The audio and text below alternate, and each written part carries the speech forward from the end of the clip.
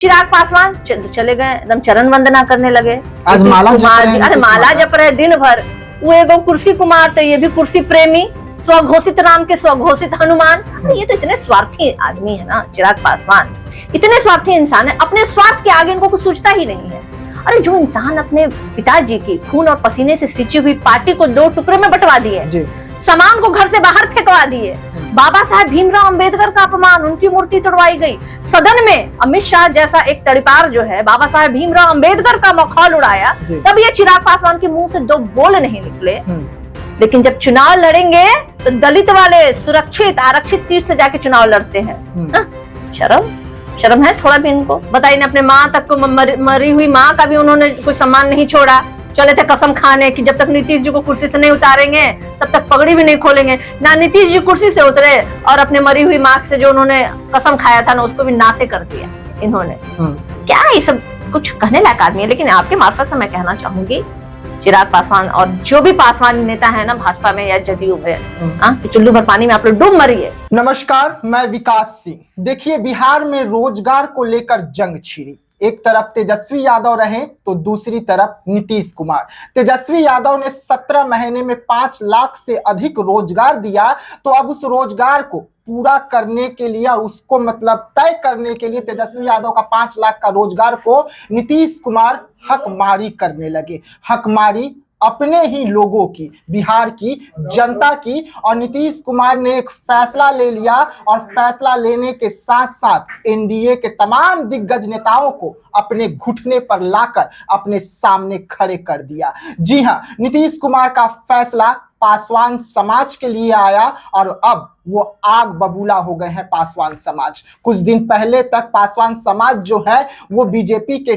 चौखट पर खड़े थे, हक अधिकार मांग रहे थे और खुद बिहार के उप मुख्यमंत्री सम्राट चौधरी कहते थे कि हम है ना, डरने का जरूरत नहीं है। चिराग पासवान कहते थे कि मेरे समाज के साथ अगर अन्याय होगा तो हम कुर्सी तक को लात मार देंगे और केंद्र का गद्दी छोड़ देंगे। तो अब चिराग पासवान भी खामोश हो गए हैं और न गद्दी छोड़ रहे हैं, न कुर्सी छोड़ रहे हैं, न केंद्र छोड़ रहे हैं। वैसे में सवाल उठ रहा है कि अब न्याय कैसे मिलेगा चौकीदारों को, दफादारों को। तो इन्हीं सब मुद्दों पर बात करेंगे और बात करने के लिए इस वक्त हमारे साथ में राजद की सारिका पासवान जी हैं। सारिका जी, आप भी पासवान हैं और आज बिहार में पासवान समाज के साथ अन्याय हो रहा है, हकमारी हो रहा है, कैसे देख रहे हैं इस मामले को?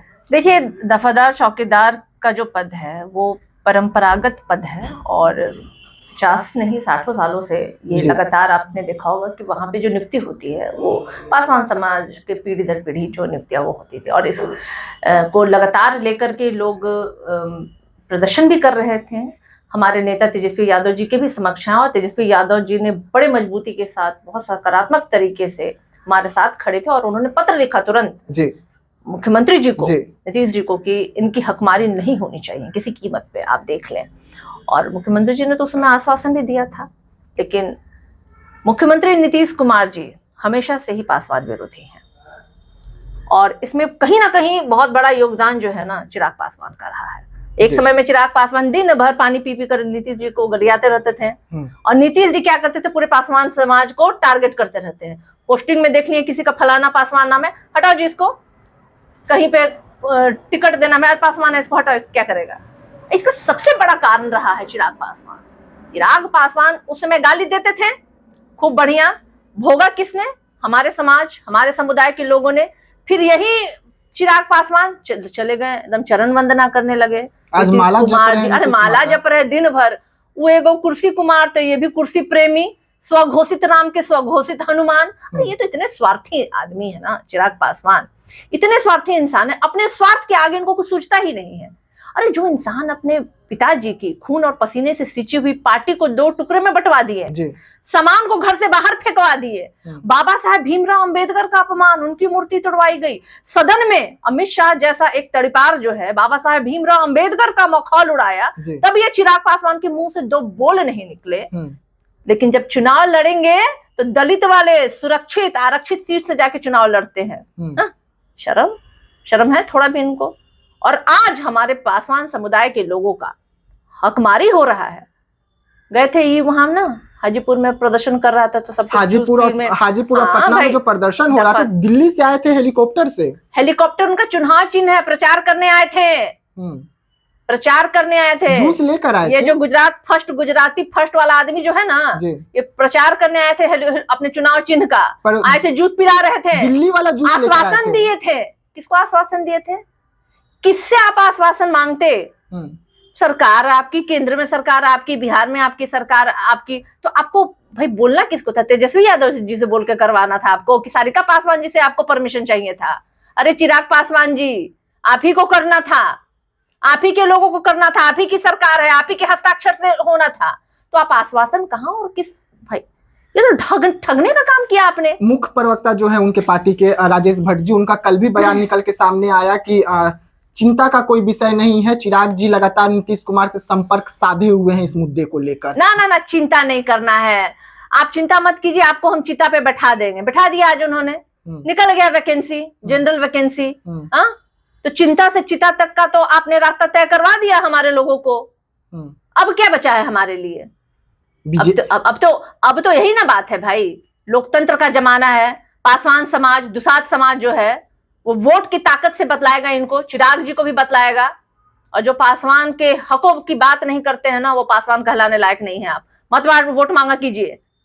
पासवान का नेता हूँ, फलाना नेता हूँ, ढिमकाना नेता हूँ, और आज उन पे प्रहार हो रहा है, उनके हक की मारी हो रही है, तो गूंगे बने हुए, बहरे बने हुए हैं। सारिका जी, आज भी वो दिन, विदेश घूम रहे हैं। आज भी वो दिन याद है जब तेजस्वी यादव से मुलाकात करने के लिए चौकीदार पहले यहाँ आए थे। यहाँ से साधु पासवान जी, खुद शक्ति सिंह जी उनके आवास पर चौकीदारों को लेकर गए थे। मैं खुद गया हुआ था वहां पे, तेजस्वी यादव जी से मुलाकात हुआ था उनकी। उसके बाद में तेजस्वी यादव जी को लेटर लिखा गया, नीतीश कुमार को लेटर लिखा गया था तेजस्वी यादव जी की ओर से। आज तक जवाब नहीं आ पाया तेजस्वी यादव का।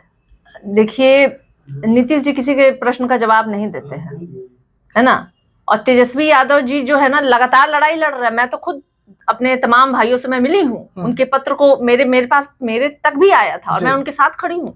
उस समय भी खड़ी थी, आज भी खड़ी, उनकी लड़ाई के साथ मैं खड़ी हूँ। और मैंने उनको आश्वासन भी दिया था कि जिस दिन हमारे नेता तेजस्वी यादव जी कुर्सी पे बैठेंगे, उस दिन दर दर भटकने की जरूरत नहीं पड़ेगी। उस दिन मैं रहूंगी वहां पे न्याय दिलाने के लिए अपने नेता से। और नेता हमारे न्याय प्रिय व्यक्ति हैं, उन्होंने हर समाज के लोगों के लिए काम किया है और कर रहे हैं। उनकी इच्छा है कि आगे भी करे। वो सम्राट चौधरी से मुलाकात हुआ था बीजेपी कार्यालय में। फिर तो वही बात हो गई, सम्राट चौधरी की बात आप कर। सम्राट चौधरी की सरकार है जी, हाँ। अभी भी तो सम्राट चौधरी है कि नहीं सरकार के? बीजेपी से हट गए क्या? रिजाइन नहीं ना दिया है तक उन्होंने? नहीं, अभी भी बीजेपी की हिस्सा है वो। सिर्फ पगड़ी उतरा है। झूठे आदमी लोग का पगड़ी भी उतरता है। बताइए ना, अपने माँ तक को, मरी हुई माँ का भी उन्होंने कोई सम्मान नहीं छोड़ा। चले थे कसम खाने कि जब तक नीतीश जी को कुर्सी से नहीं उतारेंगे तब तक पगड़ी भी नहीं खोलेंगे। ना नीतीश जी कुर्सी से उतरे, और अपने मरी हुई माँ से जो उन्होंने कसम खाया था ना, उसको भी नासे कर दिया इन्होंने। क्या ये सब कुछ कहने लायक आदमी है। लेकिन आपके मार्फत से मैं कहना चाहूंगी, चिराग पासवान और जो भी पासवान नेता है ना भाजपा में या जदयू में, कि चुल्लू भर पानी में आप लोग डूब मरिए। आपके लोगों के, समाज के लोगों की हकमारी हो रही है, आप चुप बैठे हुए सिर्फ स्वार्थ में। अच्छा, आखिरी सवाल रहेगा आपसे एक।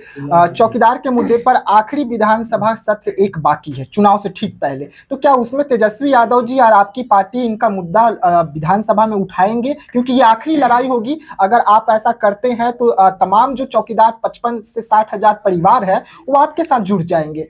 नहीं, देखिए, तेजस्वी यादव जी लगातार, मेरी भी इस विषय पे तेजस्वी जी से बात हुई है और उन्होंने खेद व्यक्त किया है इस निर्णय पे।